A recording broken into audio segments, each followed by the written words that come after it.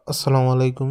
দেশি সরিষা চাষ করার জন্য আপনার সার দিতে হবে কালি জমির মধ্যে। প্রথমে কালি জমিটার মধ্যে প্রতি ১০% জন্য আপনার ১০ কেজি করে সার দিতে হবে। ১০ কেজি করে বলতে ১০ কেজি সার দিতে হবে মোট।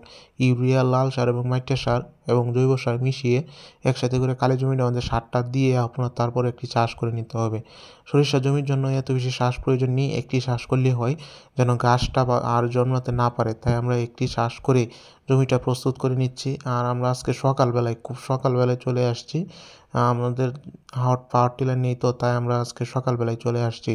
পাওয়ার টিলার যে লোক আমরা বলে রেখেছিলাম সে বলেছিল যে আজকে সকালে আসবে, তাই আমরা সকালে প্রস্তুত হয়ে ছিলাম, তাই আজকে সকালে চলে আসছে। আর আমরা সরিষা বীজগুলো নিয়ে আসছি, আজকে একবারে বুনে তারপরে বাড়িতে যাব, সকালে নাস্তা করব গিয়ে। আলহামদুলিল্লাহ জমি একটি চাষ কমপ্লিট। আলহামদুলিল্লাহ খুবই সুন্দরভাবে চাষটি হয়েছে।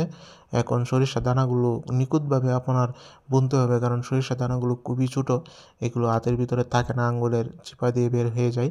তাই আমরা আস্তে আস্তে আর বুনবে আমার আব্বু, কারণ আমার আব্বু খুব সুন্দর করে বুনতে পারে। আর এখানে আমি অনেক কাজ করছি, কারণ এগুলো সব ভিডিওর মাধ্যমে দেখানো যায় না, কারণ ক্যামেরাম্যান তো আমি, আর ভিডিও করি আমি, সব কিছু আমি করি, তাই আমি সব কিছু দেখাতে পারি না। আপনাদেরকে বলে বোঝানোর চেষ্টা করি, কারণ সরিষা চাষ একটা গুরুত্বপূর্ণ, আপনার তেলের খুবই উপকারিতা হয়। আর একটি চাষ করার পর আপনার সরিষাটা বুনতে হবে। সরিষাটা বোনা হয়ে গেলে আপনার তারপর মইটা ভালোভাবে দিয়ে দিতে হবে। একটা বা দুইটা মই আপনি যত সুন্দর করে দিতে পারবেন ততই ভালো। মাটির তলে যাবে, আপনার বীজগুলো খুবই সুন্দরভাবে নিখুঁতভাবে উঠবে।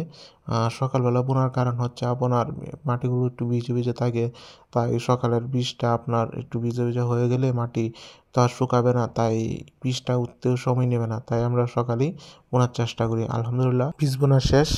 সবাই দোয়া করবেন আমাদের জন্য। আল্লাহ হাফেজ।